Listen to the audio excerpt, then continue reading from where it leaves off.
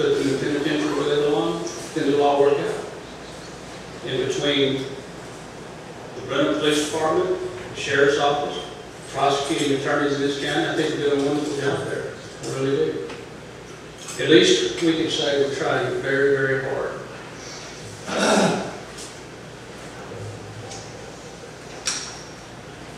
I know drugs we talked about a little bit ago, the cartels and so forth. It is a problem. It's a significant problem in our communities. I think drugs have touched every single one of us in one way or the other. Whether it's a family connection or whether it's a crime being committed against us or our family because of drug use. Drug use is not a victimless crime. It doesn't just involve one person. That person will take that to the next extreme to where he needs or she needs more drugs. And when they see you drive off from your house in the morning, they know they've got freedom to go in there and steal the things that you have. And if you just so happen to be there when they believe you're not, chances are you're going to get hurt, you or your family. What are we going to do about the drug problem that we have in this country? We don't know. What I do know is what the chief has instructed his officers to do: take one down at a time. Take them down. Let them know that we're against it. Let them know they're going to go to jail. Let them know they're going to go to prison. Let them know they're going to be prosecuted for their actions. That's the only thing we can do on a local level. There's a lot of brains out there studying drug problems in the nation. I think right now the focus is on the border and the drug trade between the border of Texas and the border of Mexico. Just last night we had a plane go down in Brookshire loaded with a significant amount of marijuana. The pilot ran off, landing gears broken, comes back to some business or owner in South Texas. At some point in time, that person will be identified. That's Brookshire. That's getting pretty close, right? How about Yellowwall Creek? How about us digging up over 2,000 plants of marijuana 3 weeks ago? How close is that? Sooner or later, it's going to affect us all. What do we do? Legalize it? We don't know. That's not a good answer. Education.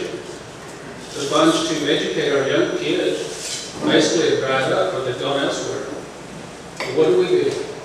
How do we control our drug problem? Don't know.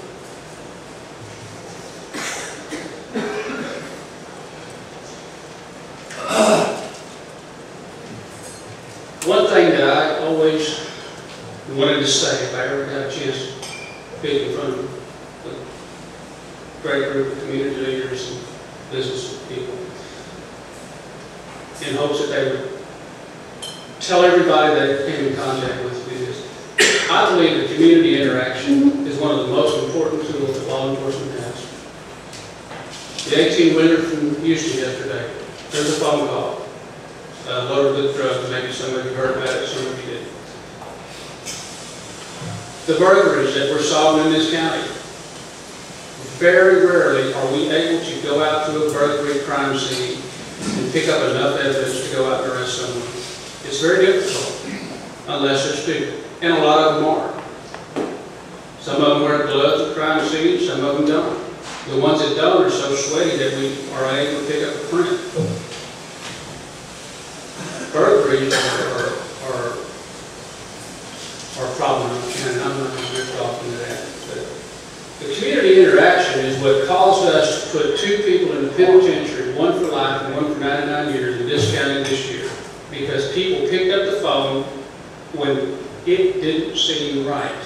Something didn't seem right. A weird car on their road, their subdivision, in some neighbor's driveway. They pick up the phone. That's the best thing that we have working for us right now. You see something in your neighborhood that doesn't look right, please pick up the phone and call us.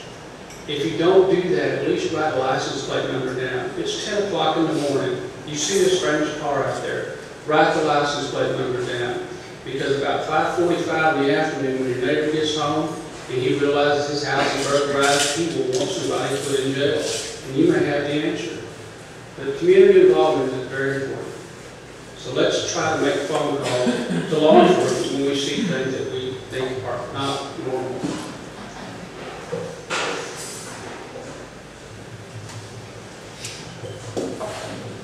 I guess the last thing I want to say is something that I started out with, friends and neighbors, and co-workers, and people that I visit on a regular basis, Dr. Manager. Thank you for being here too. Mr. Alexander, thank you. Thank the Rotary Club so much. One more time. Y'all are doing a great job. The Cannery here supports this Rotary Club as well as the other on a regular basis. They cook good food, they take care of us. Thank y'all for that. I'd also like to wish you all a happy Thanksgiving.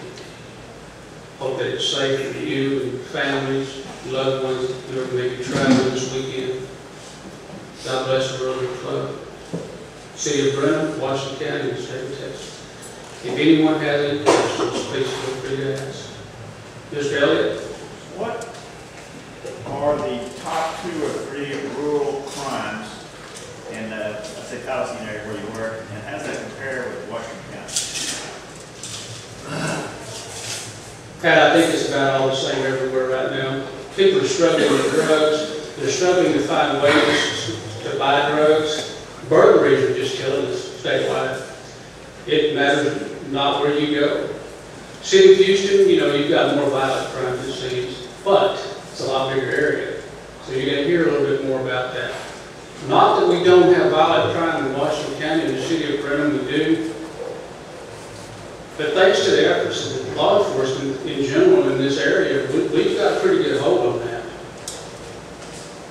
Brenham is doing okay. They're certainly doing better now than they were 2 years ago. Does that answer your question, Kathy? Yes. How is Washington County affected by the illegals that are just passing through on their way somewhere else? Now, over the last couple of years, we've had a real issue with that. I'm not sure if they've opened some door down on the border, but Washington County is getting their share. And those illegals that we see, that we have in our area here are starting to commit some significant crimes. For example, we had four kids killed in a car wreck back September the 10th, which City of Brenham worked. And you have an illegal alien driving that. We have a lot of residential burglaries. We have a lot of drug use. DWIs by illegals is probably tripled in the last couple of years in our community. We've been affected. We're happy. I don't know, if we become sheriff, what's your plan for protecting the citizens of Washington County? More so than what's being done now, or I can say this, Mr. Alexander, I can talk to you about that all afternoon after we leave here. I've been asked, respectfully asked, not to talk about the politics involved in me or anyone else over here, but I'll be more than happy to talk to you after this. Thank you for the question. I'm not familiar with Brenham. A few years ago, in a lot of counties, they had drug task force that were put together from different law enforcement agencies. Is that still an approach to the drug problem, or is it effective or ineffective? Early on, 10 years ago, drug task forces worked very well. You have multiple agencies involved in them, you have the feds involved in them, and anytime that combination is there, where you have federal intervention, you have obviously more paperwork, more rules, more policy that generated. The group kind of starts to splinter off after a while, and the lack of production begins to take over.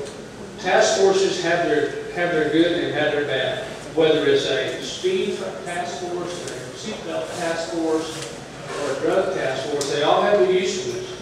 And I'm not quite sure what the chief and the sheriff here think about the task force, but I do know that they have had a task force in this county.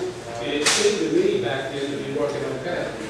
But you also got to remember, when you put multiple agencies into a task force where you have 6 people assigned to it, One is a ranger, the other one is a Brenham policeman, the other one is a sheriff's deputy, and Waller, when you got a PA from Dallas.